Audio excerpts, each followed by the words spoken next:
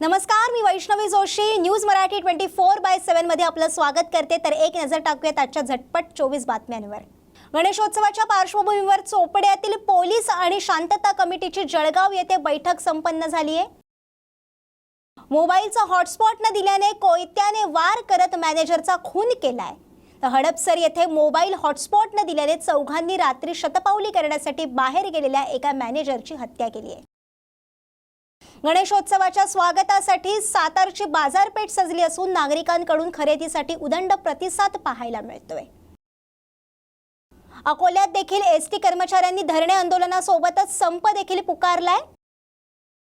ST महामंडळाचे MD आणि अधिकारी यांच्यात अनागोंदी कारभारामुळे संप पुकारण्याची वेळ आली आहे, असा आरोप गोपीचंद पडळकर यांच्याकडून करण्यात आलाय।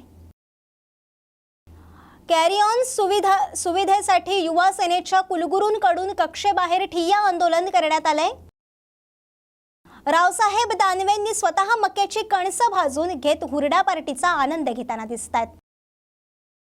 सततच्या मुसळधार पावसामुळे शेती पाण्याखाली गेली असून यामुळे शेतकऱ्यांचे मोठे नुकसान होताना दिसतंय। कामगारांना न्याय द्या, नाहीतर चक्का जाम आंदोलन होईल, असा इशारा सदाभाऊ खोत यांनी सरकारला दिला आहे। तर कामगारांना न्याय द्या, नाहीतर चक्का जाम आंदोलन होईल असं वक्तव्य सदाभाऊ खोत यांनी म्हटलंय।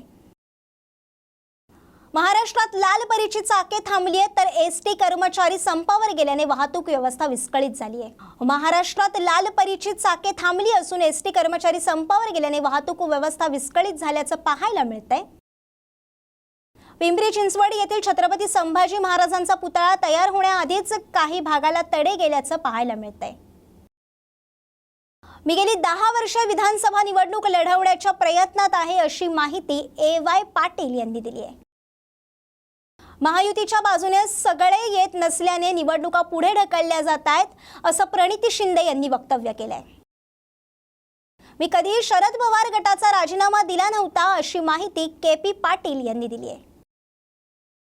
शरद पवारांच्या भेटीला कोल्हापुरातील अजित पवार गटाचे 2 बडे नेते आलेत। कोल्हापुरात महाराष्ट्र दिनमान वृत्तपत्र वेबसाईट आणि YouTube चॅनलचे शरद पवारांनी उद्घाटन केले।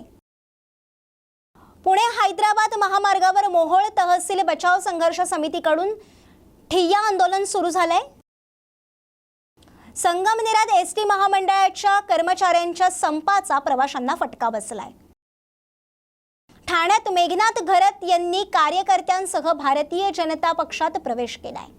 तर या होत्या आजच्या झटपट 24 बातम्या। अशाच झटपट 24 बातम्या बघण्यासाठी बघत रहा न्यूज मराठी 24/7। नवा भारत, नवा विचार।